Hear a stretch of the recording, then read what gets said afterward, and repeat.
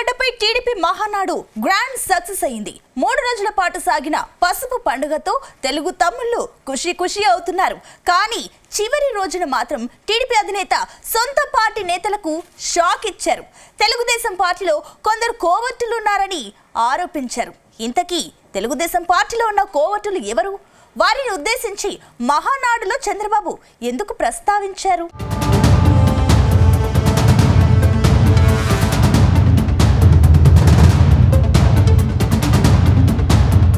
YS Jagan ఇలాకాలో Telugu Desam Mahanadu గ్రాండ్గా ముగిసింది. 3 రోజుల పాటు కొనసాగిన మహానాడుకు రాష్ట్రం నలుమూలల నుంచి తెలుగు తమ్ముళ్లు హాజరయ్యారు.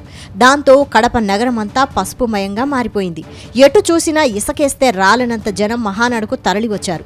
అటు జై చంద్రబాబు నినాదాలతో గుండెల నిండా కొండంత అభిమానం నింపుకొని వెల్లువల మహానాడు ముగింపు సభకు లక్షల్లో తరలివచ్చారు.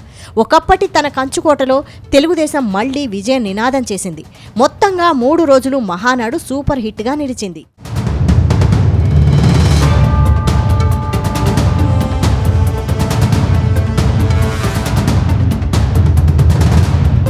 కానీ చివరి రోజు మహానాడులో సీఎం చంద్రబాబు ప్రసంగం హాట్ టాపిక్ అయింది. తెలుగుదేశం పార్టీలో కొందరు కోవర్టులుగా ఉన్నారని సీఎం చంద్రబాబు బాంబు పేల్చారు. వాళ్ల ప్రోత్సాహంతో హత్యా రాజకీయాలు చేస్తున్నారంటూ మండిపడ్డారు. అందుకే తాను ఇప్పుడు ఎవరినీ నమ్మడం లేదన్న చంద్రబాబు ఇలాంటి తప్పుడు పనులు చేసే ఏ కార్యకర్తను కూడా వదిలిపెట్టనంటూ స్ట్రాంగ్ వార్నింగ్ ఇచ్చారు. గతేడాది టీడీపీ అధికారంలోకి వచ్చిన తర్వాత ఆ పార్టీకి చెందిన కార్యకర్తలు, నేతలే హత్యకు గురయ్యారు. ప్రకాశం జిల్లాలో వీరయ్య చౌదరి హత్య కేసులోనూ టీడీపీకి చెందిన వారే ఉన్నారని తేలింది. అయితే వీరయ్య చౌదరిని హత్య చేసింది వైసీపీ నేతలంటూ తొలుత ప్రచారం జరిగినా తర్వాత వారంతా టీడీపీలో ఉన్నవారే అని తేలడంతో పార్టీ అధినాయకత్వం షాక్ అయిందని సమాచారం.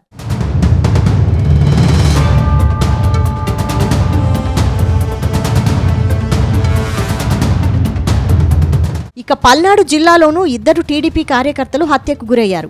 ఈ హత్యకు కారణం టీడీపీ వారేనని తొలుత జిల్లా ఎస్పీ ప్రకటించినప్పటికీ తర్వాత పల్నాడు ప్రాంత వైసీపీ నేతలు పిన్నెల్లి సోదరులపై కేసు నమోదు చేశారు. అయితే దీనిని దృష్టిలో ఉంచుకొని చంద్రబాబు ఈ వ్యాఖ్యలు చేసినట్టు సమాచారం. తమ పార్టీకి చెందిన కార్యకర్తలు కోవర్టులుగా మారి ప్రత్యర్థి పార్టీల నేతలతో చేతులు కలుపుతూ హత్యా రాజకీయాలకు పాల్పడుతున్నారని చంద్రబాబు బలంగా నమ్ముతున్నారట. అందుకే ఈ హత్యల్లో నేరుగా వైసీపీ వారి ప్రమేయం లేకపోయినా పరోక్షంగా ఉందని భావించిన చంద్రబాబు పార్టీలో కోవర్టులున్నారంటూ వారికి వార్నింగ్ ఇచ్చే ప్రయత్నం చేశారని అంటున్నారు.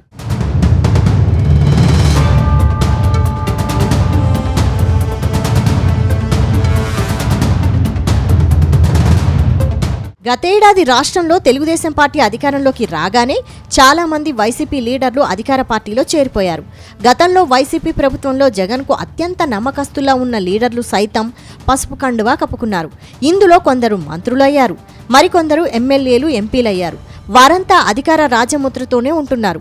అంతకుముందు 2014 నుంచి 2019 మధ్య కాలంలో ఏకంగా 23 మంది వైసీపీ ఎమ్మెల్యేలను టీడీపీలోకి చేర్చుకున్నారు. వారిలో ఏకంగా 4 మంత్రి పదవులు ఇచ్చారు. ఇతరులకు కీలకమైన బాధ్యతలు, హోదాలు ఇచ్చారు. మరి ఆ వలస పక్షుల వల్ల పార్టీ బాగుపడలేదు. అందులో కూడా కొంతమంది కోవర్టులుండే ఉంటారని చంద్రబాబు అనుమానిస్తున్నారట. వీరితో ఎప్పటికైనా పార్టీకి ఇబ్బందేనని సీఎం చంద్రబాబు భావిస్తున్నారట.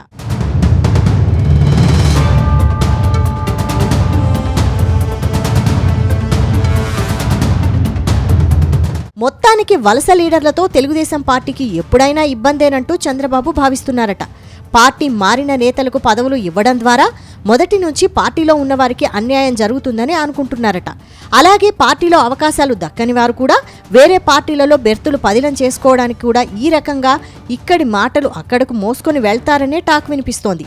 అందుకే వారిని తన అదుపులో పెట్టుకునేందుకు సీఎం చంద్రబాబు కోవర్టులంటూ మాట్లాడి ఉండొచ్చని తెలుగు తమ్ముళ్లు భావిస్తున్నారు.